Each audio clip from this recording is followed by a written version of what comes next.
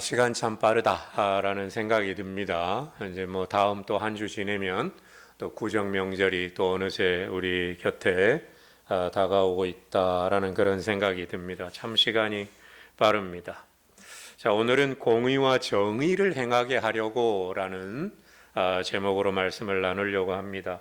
제가 며칠 전에 텔레비전을 이렇게 보다가 참 잘 살고 있는 것 같다라는 생각이 들게 하는 한 연예인 부부를 보게 되었습니다.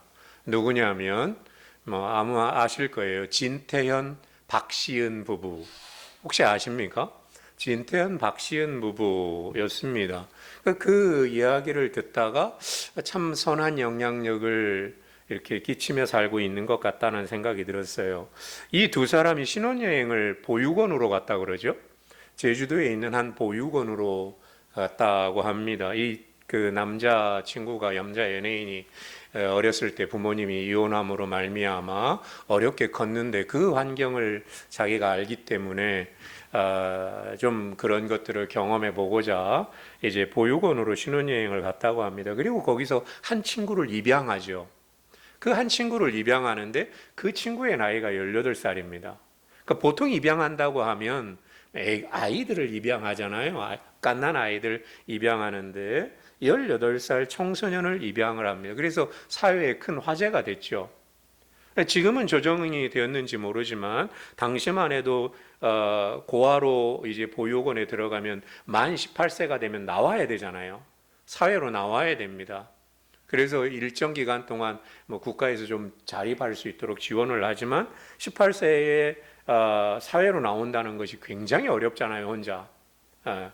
그걸 이제 이 두 연예인 친구들이 부부가 그 18세 친구가 사회에 나와서 자립할 수 있도록 좀 도와야 되겠다. 그래서 한 친구를 이제 입양을 하게 되지요. 그래서 홀로 서는 것을 좀 도와야 되겠다 해서 입양을 합니다. 근데 그 친구가 벌써 그런 친구가 3명입니다. 3명을 입양했다고 하죠. 그러니까 둘째, 셋째 계속 입양을 했는데 똑같이 큰 18살 돼서 보육원을 나와야 되는 친구들을 입양을 했다고 그래요. 한 친구는 육상 지망생이래요. 전국대회 1등하는 육상 선수라고 합니다. 그러니까 육상 선수 하면 얼마나 많은 돈이 들어가겠어요. 그죠? 대회 나가려면 숙소 잡아야지, 운동화, 운동복 타야지. 그게 필요하잖아요. 그래서 이 친구에게 그걸 다 지원하는 거예요. 자기 자식으로 입양을 해서 이 친구가 정말 육상에 올인할 수 있도록 모든 장비와 모든 것을 다 지원하겠다고 그래서 하고, 또 간호사 지망생이 있는데 그 친구가 또 간호사가 될 수 있도록 또 지원하고, 세 친구를 입양했다는 겁니다. 참 보기 좋다라는 생각을 했습니다. 앞으로 그 두 부부가 참 잘 살았으면 좋겠어요. 오늘 제가 왜 이 이야기를 하냐면 오늘 우리 설교의 주제가 바로 이 이야기이기 때문에 그렇습니다. 자, 지난주에 우리가 죄로 가득 찬 세상을 구원하시기 위해서 하나님이 한 사람 아브라함을 불러내는 이야기를 했죠. 그렇죠?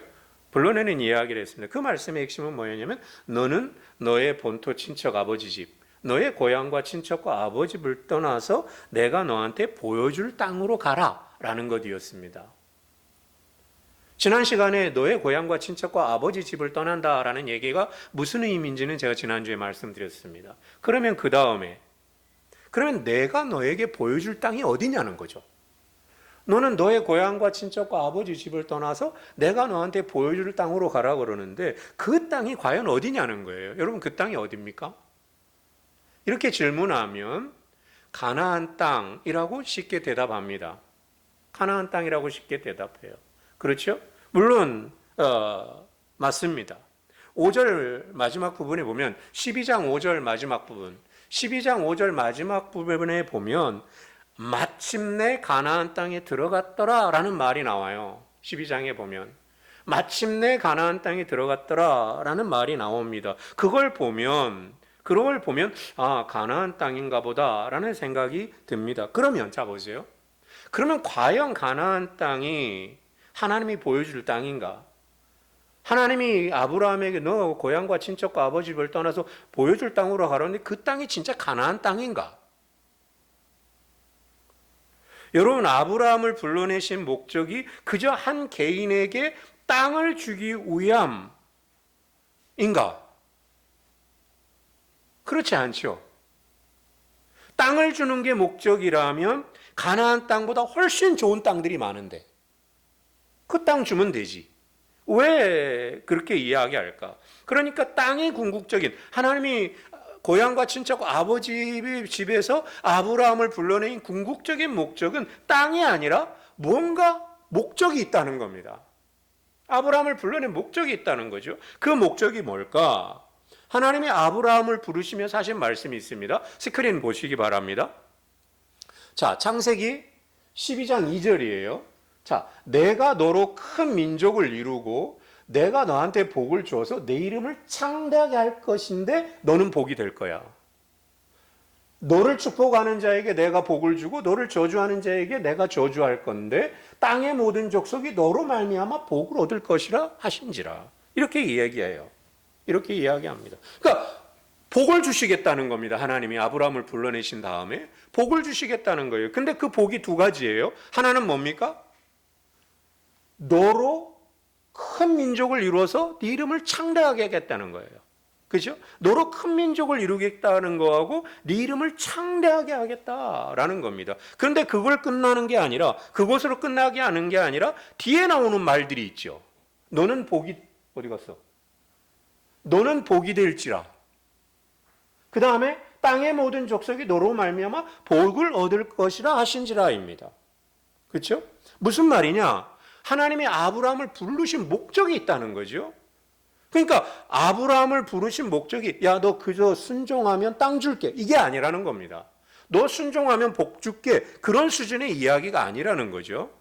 여러분 한번 생각해 보시기 바랍니다. 하나님이 아브라함을 부르신 이유가 그저 한 사람에게 복 주시기 위해서 불렀을까? 그렇지 않다는 거죠. 뭔가 목적이 있다는 거예요. 그 목적이 뭐냐면 너는 복이 될지라입니다. 너는 복이 될지라입니다. 그리고 땅의 모든 족속이 너로 말미암아 복을 얻을 것이라 하신지라입니다. 그러니까 무슨 말이냐면 너의 뭔가를 통해 너는 복이 될 거고, 너의 뭔가를 통해 땅의 모든 족속들이 복을 받을 거야, 이 말입니다. 너의 뭔가를 통해서 너는 복이 될 것이고, 너의 뭔가를 통해서 세상의 모든 열방들이 복을 얻게 될 거야 합니다. 그럼 그게 뭐냐는 거예요. 그 뭔가가 뭐냐는 겁니다. 그 뭔가가 뭐냐면 삶이에요. 삶입니다. 삶을 통해 하나님이 어떤 분인지를 보여주는 것입니다. 그래서 삶을 통해 하나님이 어떤 분이신지 보여줌으로 땅의 모든 족속이 그걸 보고 주께 돌아오는, 그 복을 얻게 하는 겁니다. 그러니까 지난주 설교 말씀과 연결시켜서 보면 요새를 헐고 들판으로 나가서 하나님의 불성각되심을 보여주는 겁니다. 여러분, 요새를 쌓고 사는 한 하나님이 누군지를 볼 수가 없는 거예요. 그렇죠? 요새를 쌓고 사는 한 하나님이 어떤 분인지 보여줄 수 없습니다. 요새를 헐고 사람들 속으로 들어가서 하나님이 어떤 분이신지를 자기의 삶을 통해 보여줄 때 그 모습을 보고 사람들이 주께로 돌아온다는 것입니다. 아브라함은 그 삶으로 부르심을 받은 거예요. 이스라엘 역시 그 삶으로 부름을 받은 거고 우리도 마찬가지입니다. 그렇기 때문에 하나님께서 아브라함에게 말씀하신 내가 너한테 보여줄 땅이란 뭐냐면 그 삶을 살아내는 땅이에요. 그 삶을 살아내는 땅입니다. 그러니까 문맥상 그 땅은 가나안 땅이지만 근본적으로 그 땅은 하나님이 말씀하시는 그 삶을 살아내는 땅이에요. 여러분, 실제 하나님이 아브라함을 우르에서, 갈대아 우르에서 불러내신 이유가 그 사람들과 구별된 삶을 살라고 불러낸 거잖아요. 그렇죠? 너는 그 땅, 고향, 친척, 아버지 집에서 나오라는 얘기는 요새를 쌓고 사는 그 삶의 모습을 버리고 나오라는 거예요. 나와서 내가 너한테 보여줄 땅으로 가라는 겁니다. 그 땅이 뭐냐? 삶이라는 거예요. 하나님이 말씀하시는 삶을 살아내는 땅. 그렇기 때문에 하나님이 아브라함을 불러내시는 이유는 뭐냐면 새로운 삶을 살라고, 새로운 낯선 삶을 살라고 부르신 겁니다. 자, 그러면 하나님이 왜 아브라함을 부르셨고 그 삶이란 뭐냐? 오늘 우리가 읽은 본문이 하나님이 아브라함을 부르신 목적이 나오는 유일한 성경 구절이에요. 자, 18절을 보시기 바랍니다. 18장 18절 오늘 본문입니다. 아브라함은 강대한 나라가 되고 천하 만민은 그로 말미암아 복을 받게 될 것이 아니냐? 여러분 이 18절만 가만히 읽어보면 창세기 12장 2절 3절하고 비슷해요. 너는 강대한 나라가 돼서 천하 만민이 그로 말미암아 복을 받게 될 것이 아니냐? 창세기 12장 2절 3절하고 비슷해요. 바로 뒤이어 하나님이 아브라함과 그의 후손을 부르신 목적이 나옵니다. 19절 다시 보시기 바랍니다. 19절 내가 그로 그 자식과 건속에게 명하여 여호와의 도를 지켜 의와 공도를 행하게 하려고 그를 택하였나니 이는 나 여호와가 아브라함에게 대하여 말한 일을 이루려 함이니라. 자, 저 보세요. 하나님이 아브라함을 택하신 이유는 간단합니다. 뭐죠? 여호와의 도를 지켜 의와 공도를 행하게 하려고. 여러분 여기서 의와 공도라고 번역이 됐는데 정확하게 쉽게 번역하면 뭐냐면 공의와 정의를 행하게 하려고. 그러니까 하나님이 아브라함을 불러내신 이유가 뭐냐면 공의와 정의를 행하게 하려고입니다. 어디서? 어디서요? 이게 중요하죠. 어디서? 예, 불의한 세상 속에서. 불의한 세상 속에서 공의와 정의를 행하게 하려고 부르셨다는 겁니다. 그리고 그 삶을 본 사람들이 죽게 돌아오는 복을 얻는다는 거예요. 그러니까 불의한 세상 속에서 내가 공의와 정의에 따르는 삶을 살아냄으로 말미암아 그 삶을 보고 사람들이 죽게로 돌아온다는 것입니다. 그 말씀이 바로 너는 복이 될지라는 말이에요. 너는 복이 될지라는 말입니다. 복이 될지라는 말이에요. 그러니 하나님이 말씀하시는 복이란 뭐냐? 땅이 아니라 하나님이 말씀하시는 복이 땅이 아니라 뭡니까? 하나님의 구원의 통로로 사용되는 것이 복이라는 거예요. 복이라는 거예요.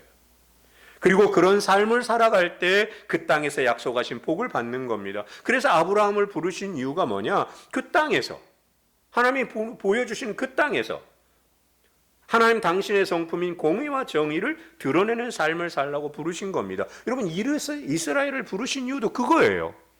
그겁니다. 여러분 자, 저 보세요. 아브라함을 부르신 이유, 이스라엘 부르신 이유가 그겁니다. 그 땅에서 공의와 정의에 따라 살으라고. 그런 삶을 보여주라고. 여러분 근데 훗날 이스라엘이 그 땅에서 쫓겨나잖아요. 그렇죠? 그 땅에서 쫓겨나잖아요. 그 쫓겨난 이유가 뭡니까? 공의와 정의의 삶을 살라고 불렀는데 그렇게 살지 않은 거예요. 그래서 쫓겨난 겁니다. 그 땅에서. 그렇죠? 여러분 구약의 모든 선지자들이 말하는 게 그겁니다. 여러분 성경에 공의라는 단어가 몇 번 나오냐면 620번 나와요. 정의라는 단어도 그만큼 나와요.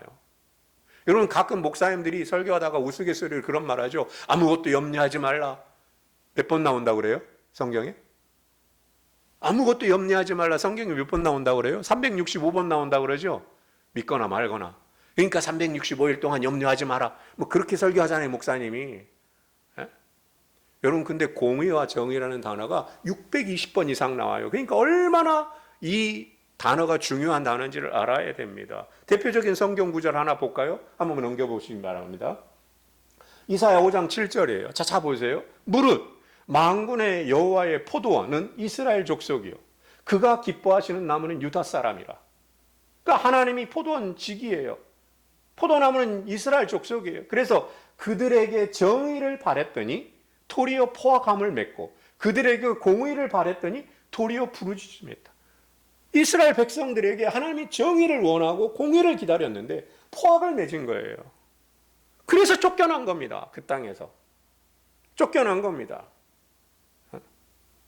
여러분 자 공의와 정의라는 단어가 무슨 의미인지 제가 설명하겠지만 무슨 의미인지를 알려면 오늘 본문이 어디에 위치해 있는지를 보면 쉽게 알 수 있습니다. 오늘 본문이 어디에 나오냐면 소돔과 고모라 이야기 사이에 나와요. 소돔과 고모라 이야기를 통해서 공의와 정의가 무엇인지를 잘 가르쳐 줍니다. 여러분 우리는 소돔과 고모라 얘기하면 가장 먼저 떠오르는 생각이 뭡니까?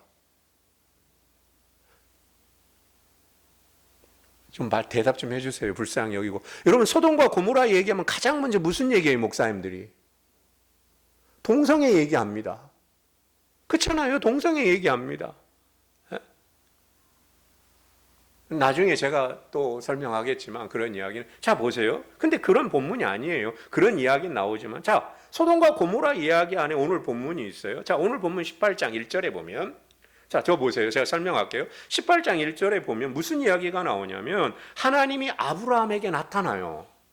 하나님이 아브라함에게 나타나는데 어떻게 나타나냐면 세 사람으로 나타납니다. 사람으로 나타나요. 이 아브라함이 마므레 지역의 상수리 나무 아래 앉아 있는데 세 사람이 나타난 거예요.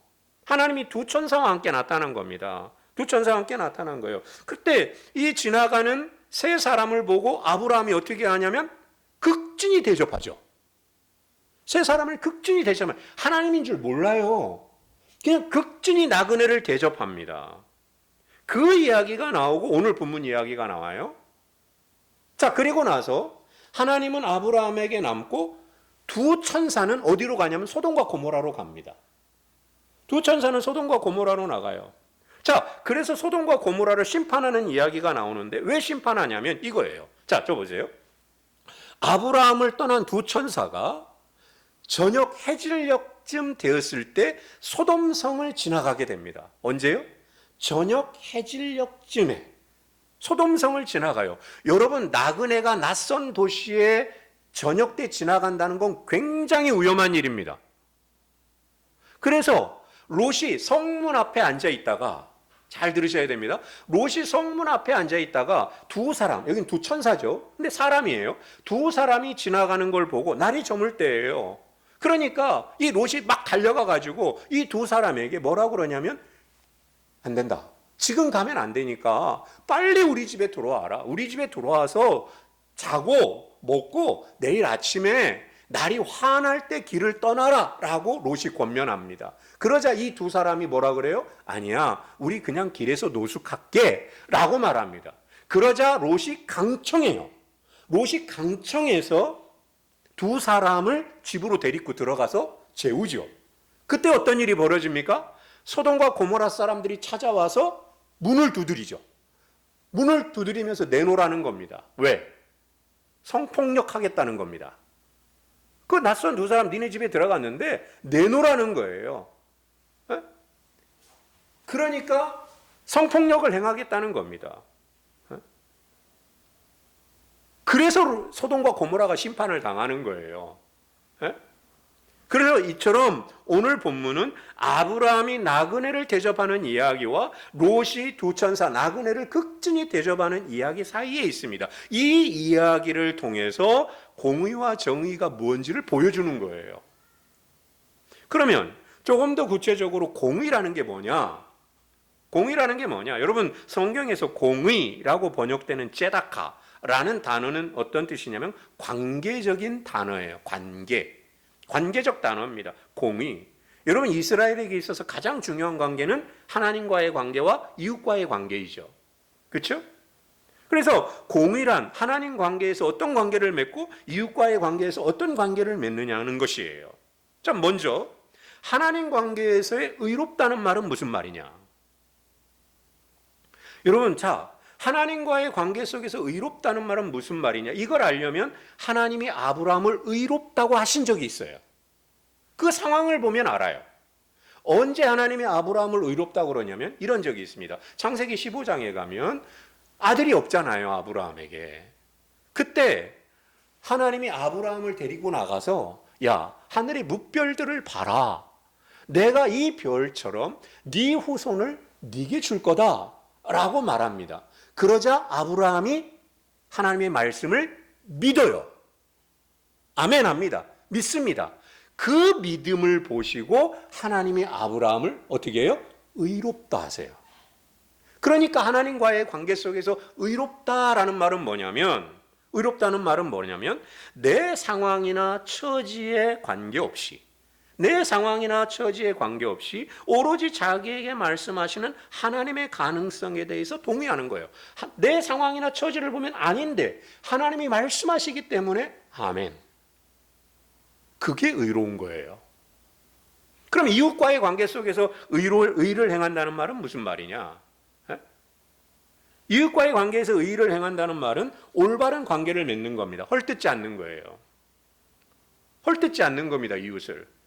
이웃에게 악을 행하지 않는 거고 비방하지 않는 겁니다. 굶주리고 어려운 사람을 불쌍히 여기고 그 사람들을 돕는 겁니다. 무시하지 않는 거예요. 함부로 대하지 않는 겁니다. 이웃의 어려움을 자신의 어려움을 알고 이웃의 기쁨을 자신의 기쁨으로 아는 겁니다. 그렇기 때문에 이웃과의 관계 속에서 공의는 뭐냐면 이웃의 형편에 대해서 깊이 공감하는 겁니다. 이웃의 처지에 대해서 깊이 공감하고 마음을 같이 하는 거예요. 여러분, 예수님이 그런 분 아니셨습니까? 그렇잖아요. 여러분 잘 보세요. 예수님 그런 분 아니셨습니까? 사람들이 다 손가락질할 때 예수님 공감하시잖아요. 그러면 그런 모습이 어디서 드러나는가? 일상의 삶의 현장인 성문에서. 롯이 그랬던 것처럼. 그리고 시장에서. 그래서 이스라엘은 째다카의 거울이라는 말이 있어요. 째다카의 저울. 무슨 말이냐? 공의의 저울이라는 말이죠. 나와 남에게 동일하게 적용하는 거예요. 나와 남에게 동일하게 적용하는 거예요. 그래서 사람과 사람 사이의 째다카는 뭐냐면 내 이웃을 내 몸과 같이 해요. 내 이웃을 내 몸과 같이. 남에게 대접받고자 하는 대로 먼저 대접하는 겁니다. 그게 공의예요. 여러분 그게 신약성경이잖아요. 그죠? 자, 그럼 그게 공의예요. 그러면 정의는 뭐냐? 여러분 성경에서 정의는 미슈파트입니다. 미슈파트라는 단어로 기본적으로 재판이란 뜻이에요. 재판하다, 판단하다라는 단어입니다. 여러분 이 재판의 기준은 뭐냐면 하나님의 규례입니다. 그러니까 재판을 할 때는 하나님의 규례를 가지고 재판을 하는 거예요. 그리고 이 재판을 통해 내린 판결은 악한 사람들에게는 심판이고 억울한 사람들에게는 구원이에요. 위로입니다. 이 재판을 통해서 모든 상황이 바로잡히는 세상이 정의가 구현되는 세상이에요. 그렇기 때문에 정의란 뭐냐면 하나님의 법도를 근거로 올바른 사회를 이루어가는 겁니다. 여러분 구약 성경에서 재판이 열렸던 곳이 어디입니까? 성문이에요. 여러분 이스라엘에서 재판이 열렸던 곳은 성문입니다. 그래서 이스라엘의 성문은 모든 생활의 중심이에요. 거기서 여인들의 덕행을 칭찬해요. 거기서 재판합니다. 거기에 우물이 있어요. 거기서 거래가 이루어집니다. 그러니까 모든 생활의 중심이 성문이에요. 그 중에서도 가장 중요한 기능이 뭐냐면 재판하는 거예요. 성문에서. 그래서 성문은 모든 문제를 해결하고 죄를 제거하는 곳이에요. 그런 면에서 볼 때 성문에서 올바른 판결을 내리지 않으면 사회 전체가 혼란에 빠지고 죄에 빠지게 되는 겁니다. 그래서 억울한 일을 겪은 사람이, 자, 잘 보세요. 억울한 일을 겪은 사람이 성문으로 달려가서 장로들에게 호소합니다. 억울한 일을 당한 사람이 성문으로 달려가서 장로들에게 호소해요. 그러면 그 옆에 있던 사람들이 그 사람의 억울한 이야기를 듣고 불쌍히 여기면서 그 사람을 위해서 옳고 그름을 증언해 줍니다. 그게 공의예요. 억울한 사람이 와가지고 재판을 청구했을 때 그 사람의 이야기를 잘 듣고 그 사람을 위해서 올바르게 증언을 해주는 것, 그게 공의입니다. 이웃의 어려운 상황을 모른 채 하지 않고 내 문제로 생각하고 증언해 주는 것, 그게 공의를 행하는 겁니다. 그때 장로들은 그 사람의 호소를 듣고 옳고 그름을 판결하되 그 사람을 억울하게 한 사람들의 외모나 뇌물에 현혹되지 않고 곧게 판결하는 것, 그게 정의입니다. 억울한 사람이 달려와서 호소했을 때 그 억울한 사람의 상황을 듣고 그 억울함을 당하게 한, 억울하게 한 사람들의 외모나 뇌물에 의해서 흔들리지 않고 공의롭게 재판하는 것, 그게 정의입니다. 그렇게 해서 그 사람의 억울함이 풀릴 때 그 사회는 정의가 살아있는 사회, 공의를 행하는 사회입니다. 그렇기 때문에 재판이라는 게 뭡니까? 다른 사람의 괴로움과 힘듦에 반응하는 거예요. 예? 함께 살아가는 이웃의 괴로움과 힘겨움, 갈등을 듣고 그에 응답하는 겁니다. 그런 면에서 우리의 일상이 다 재판이에요. 우리 일상생활에서 힘들고 어려운 사람들이 있을 때 그 사람들의 이야기를 듣는 거예요. 괴로움을 듣고 반응하는 겁니다. 그게 정의예요. 정의입니다. 여러분, 그래서 재판의 최우선 사항이 뭡니까? 듣는 겁니다. 듣는 거예요. 재판의 본질은 괴로움, 이웃의 괴로움과 힘듦과 어려움을 듣는 거예요. 여러분, 그래서 솔로몬이 왕이 됐을 때 가장 먼저 구한 게 뭡니까? 우리는 지혜라고 그러죠? 그 번역을 잘못해서 그래요. 여러분, 솔로몬이 왕이 됐을 때 하나님 앞에 가장 먼저 구한 게 뭔지 아세요? 듣는 마음을 달라고 한 겁니다. 그게 지혜예요. 듣는 마음을 달라고 그런 거예요. 응? 이런 마음이 우리에게 있어야 됩니다. 그 다음 재판의 우선사항은 뭐예요? 말 그대로 재판하는 겁니다. 잘 듣고 재판하는 거예요. 이런저런 판단을 내리는 겁니다. 그때 가장 중요한 원칙이 뭐예요? 공의입니다. 공정하게 재판하는 거예요. 재판에 관련된 이들의 모든 처지에 공감하고 어느 한 사람에게 쏠리지 않는 겁니다. 스크린 보시기 바랍니다. 신명기예요. 재판은 판단이죠. 재판은 하나님에 속한 것이다. 이 말이 정말 중요한 말이에요. 재판은 하나님의 성품이에요. 이따 소개하겠지만 재판은 하나님에 속한 것인지 너희는 재판할 때 뭘 보지 말라는 거예요. 외모 보지 말고 귀천을 차별 없이 듣고 사람의 낯을 두려워하지 말고 재판장들과 지도자들을 그들은 공의로 백성을 재판할 것이다. 너는 재판을 굳게 하지 말고 사람을 외모로 보지 말고 또 뇌물을 받지 말라. 20절 잘 보세요. 너는 마땅히 공의만을 따르라. 그리하면 네가 살겠고 네 하나님 여호와께서 내게 주시는 땅을 차지하리라. 그러니까 하나님이 내게 보여줄 그 땅으로 가라고 할 때 그 땅이 복이 아니에요. 그 땅은 어떤 땅이냐? 공의로 살아내는 땅인 거야. 땅인 거예요. 이해하셨어요? 이거 이해하셔야 돼요. 순종하면 땅을 준다. 순종하면 부동산 준다. 아닙니다. 그게 아니라 내가 너에게 보여줄 땅으로 가라는 거예요. 그 땅은 불의한 땅인데 그 땅에서 공의로 살아라는 거예요. 정의로 살아내려는 거예요. 그러면 그때 땅 주시겠다는 거예요. 그걸 선물로. 그 이야기입니다. 이거 정말 중요한 이야기예요. 여러분, 근데 쉽지 않아요, 이거. 여러분, 무전유죄, 유전무죄, 전관예우, 갑질사회. 여러분, 이런 세상 속에서 이렇게 사는 거 쉽지 않습니다. 여러분, 얼마 전에 끝난 혹시 드라마 보셨어요? 프로보노? 보셨어요? 프로보노? 안 보셨죠? 집에 가서 보세요. 여러분, 프로보노라는 뜻이 공익을 위하여라는 뜻이잖아요. 요즘 하는 또 드라마 하나 있어요. 뭔지 아세요? 판사 이한영. 이렇게 하면 목사님 맨날 프로보노 발음을 제대로 해야 되겠네. 프로보노, 공익을 위하여. 그 다음 판사 이한영. 프로보노는 끝났고 한 2, 3주 전에. 요즘 판사 이한영 하잖아요. 여러분, 근데 재밌어요, 보면. 근데요, 드라마는 시원시원한데 실제는 그렇지 않아요. 세상은. 여러분, 프로보노 드라마 대사 가운데 이런 대사 하나가 있습니다. 그 주인공이 정경호인데 배우. 그 친구가 하는 말이 나와요. 거기서 뭐라고 나오냐면 법조문은 늘 아름답지만 현실은 시궁창입니다. 이렇게 나와요.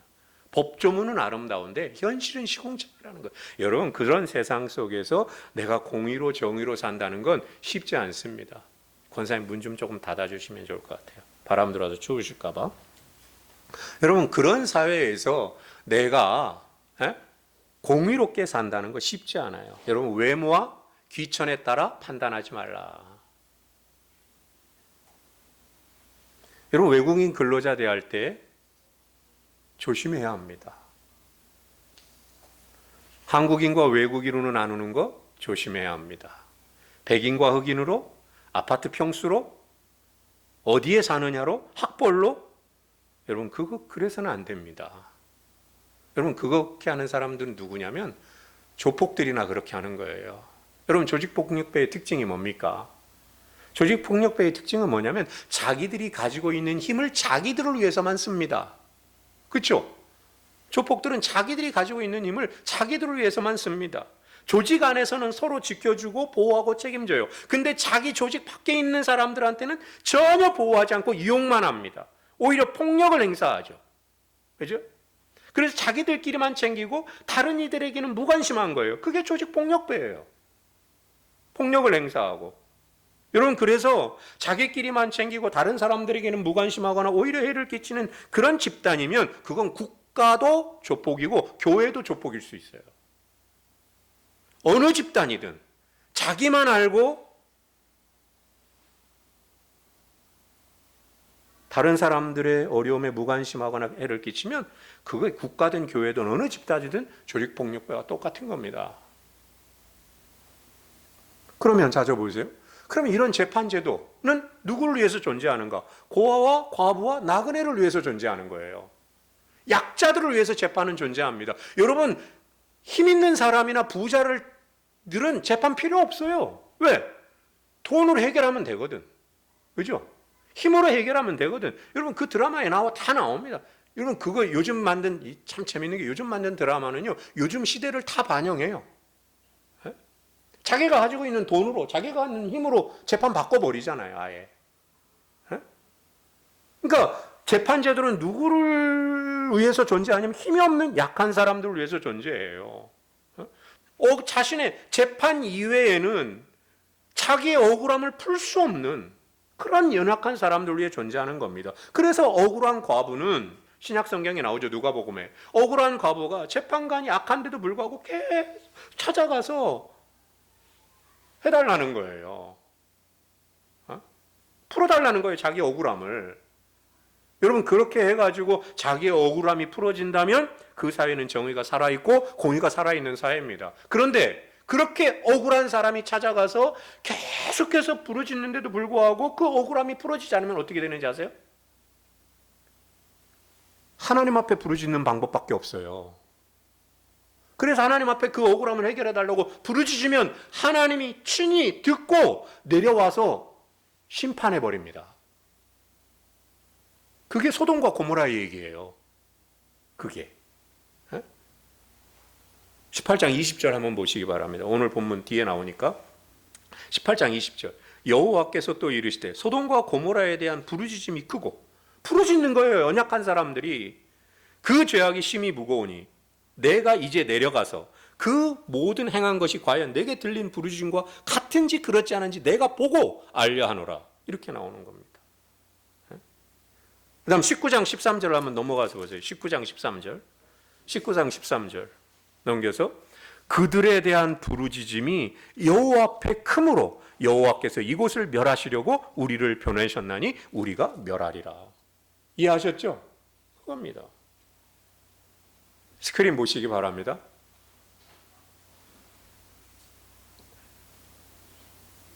네, 시편 97편 1절 2절 여호와께서 다스리시나니 의와 공평, 공의와 정의입니다. 공의와 정의가 그의 보좌의 기초다. 그러니까 하나님이 다스리시는데 의와 공평이 기초예요. 그 다음 89편 의와 공의가 주의 보좌의 기초라. 그러니까 공의와 정의가 하나님 보좌의 기초예요. 하나님의 성품입니다. 그래서 미가서 6장 8절 사람아 주께서 선한 것이 무엇임을 보이셨나니 선한 게 뭐예요? 공의와 정의예요. 사람아 주께서 공의와 정의가 뭔지를 보이셨나니 여호와께 네게 구하는 건 다른 게 아니라 제사가 아니라 번제가 아니라 정의를 행하며 인자 공의를 사랑하며 겸손히 내 하나님과 행하는 것이 아니냐 이거예요. 근데 이스라엘 백성들은 세상에서는 약한 사람들의 피를 흘리고 약한 사람들의 멱살 잡고 막 그렇게 하다가 뒤돌아서 가지고 소나 염소를 가지고 하나님을 달래러 오잖아요. 그래서 하나님이 그거 싫다고 그러잖아요. 내가 원하는 거 이거라는 거예요. 이거라는 거예요. 네? 다시 처음으로 돌아와 봅니다. 자 보세요. 하나님이 아브라함을 부르신 목적이 뭐냐? 한 사람에게 복 주시기 위해서 부르셨느냐? 아니라는 겁니다. 너도 아브라함처럼 순종하면 땅 줄게. 그런 얘기가 아니라는 거예요. 그런 수준이 아니라는 겁니다. 뭡니까? 하나님은 당신의 성품인 공의와 정의를 행함으로 당신이 누구신지를 드러낼 한 사람을 부르신 거예요. 그게 아브라함인 거예요. 그 한 사람이 필요했기 때문에 아브라함을 부르신 것이고 자손을 약속하신 것이고 그 삶을 살아낼 땅을 주신 것입니다. 그렇기 때문에 그 땅은 땅 자체가 선물이 아니라 하나님의 성품인 공의와 정의를 행하며 살아야 되는 땅이었던 거예요. 그리고 그 땅에서 아브라함과 그 자손들이 공의와 정의의 삶을 살아낼 때 아까처럼 약속하신 복을 받아 누리게 되고 그 복을 통해서 그 삶을 통해서 열방이 그걸 보고 쟤들이 공의와 정의를 드러내는 삶, 그 삶을 보고 열방이 그 모습을 보고 주께로 돌아오는 복을 받는다는 말입니다. 여러분, 이것처럼 하나님은 공의와 정의를 행하는 백성을 통해 당신이 누군지를 드러내고 그 삶을 본 사람들이 당신께로 돌아오기를 원하셨어요. 그 일을 아브라함을 통해서 그의 후손들을 통해서 이루시기를 원하셨습니다. 그 후손이 누굽니까? 교회입니다. 오늘 우리들인 것이죠. 여러분, 예수님이 이 땅에 계실 때 보여주신 삶이 그거잖아요. 그죠? 예수님 가시는 곳마다 공의와 정의의 삶을 사셨잖아요. 그렇죠? 가난한 자와 함께 하셨잖아요, 예수님이. 병든 자와 함께 하셨지 않습니까? 억울한 자와 함께 하지 않으셨습니까? 연약한 자와 함께 하지 않으셨습니까? 여러분, 그리고 예수님은 높은 자리에 앉지 않으셨잖아요. 여러분, 쉽지 않습니다, 이게. 그래서 예수님이 뭐라 그래요? 나를 따르려면 자기를 부인한다는 거예요. 나를 부인하고 나의 십자가를 지고 따르라는 겁니다. 자기애를 추구하는 삶이 아니라 자기를 못 받고 자기를 부인하는 삶이라는 거예요. 그래서 예수님을 주라고 고백하는 삶은 자기를 부인하는 삶입니다. 말씀을 마칩니다.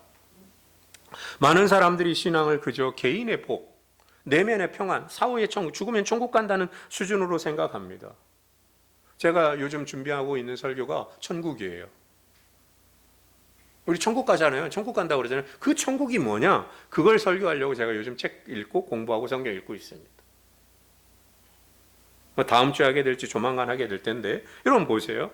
많은 사람들이 신앙을 그저 개인의 복, 내면의 평안, 죽어서 천국 가는 것으로 그런 수준을 이해합니다. 그렇지 않아요. 여러분, 공의와 정의가 없는 신앙은 하나님의 도와 분리된 신앙입니다. 여러분, 예수님이 그러셨잖아요. 너희는 세상의 빛이라 그랬잖아요. 그렇죠?